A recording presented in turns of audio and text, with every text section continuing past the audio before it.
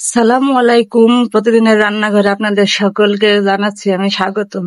আজকে আমি আপনাদেরকে রান্না করে দেখাবো অনেক পুরাতন একটা রান্না। আমরা এটাকে কাওন বলে থাকি, আপনারা কি বলেন আমি তো জানি না। হয়তো এক একজনের আঞ্চলিক ভাষা এক এক রকম হতে পারে, এক এক রকম জেলা এক এক রকম নাম হতে পারে এটার, তবে আমরা এটাকে কাওন বলে থাকি। আমি এটা দিয়ে পায়েস বা ক্ষীর রান্না করে দেখাবো আপনাদেরকে। প্রথমে একটু পাতিলে আমি দুধ নিয়ে নিয়েছি, এটাকে ভালো করে ফুটিয়ে নিব। এবার একে একে এর মধ্যে আমি দারচিনি, তেজপাতা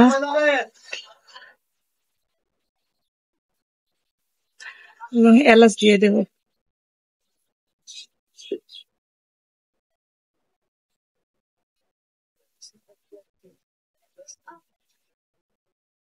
টুকটা খুব ভালো মতো বলক চলে এসেছে।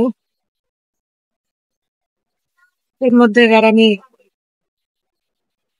চাউলটা দিয়ে দেবো।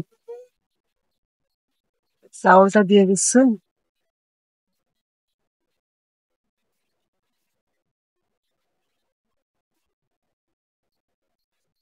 চাউলটা দিয়ে দিলাম। এবার আমি এটাকে সিদ্ধ করতে থাকবো। চাউলটা সিদ্ধ হয়ে গেছে, আমি এবার এর ভিতরে চিনি দিয়ে দেব।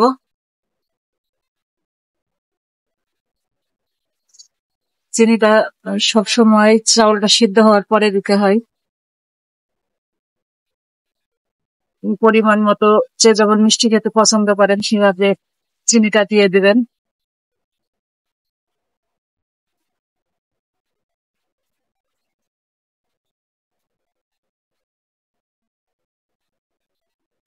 এবার আমি এর মধ্যে একটু স্বাদ মতো লবণ দিয়ে দেব।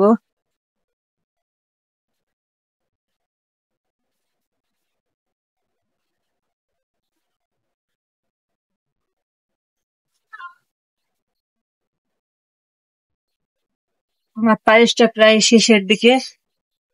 এবার আমি আগে দুধ ফুটিয়ে রেখেছিলাম, সে দুধটা দিয়ে দেব। এটা আমি এক্সট্রা হিসেবে দিয়ে দিই, পরে দুধটা দিলে কালারটা খুব সুন্দর আসে। এই জন্য আমি কিছু দুধ রেখে দিই এটা পরে দেওয়ার জন্য। দুধটা দেওয়ার কারণে পায়েসের কালারটাই অন্যরকম হয়ে গেল।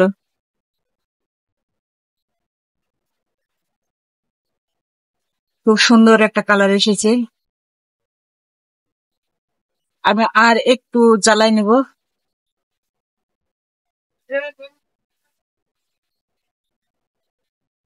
আমার পায়েসটা এবার একদম রেডি।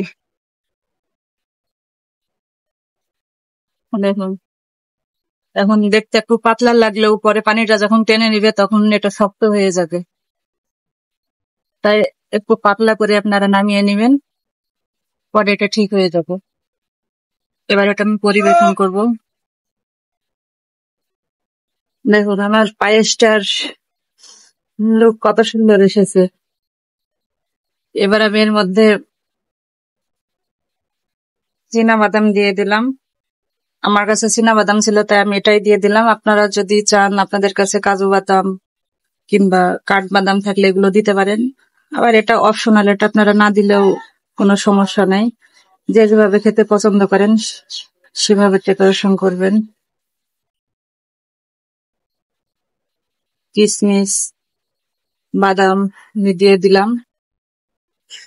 আমার রেসিপিটা যদি ভালো লেগে থাকে আপনারা অবশ্যই আমার চ্যানেলটাকে সাবস্ক্রাইব করবেন, লাইক শেয়ার কমেন্ট করবেন।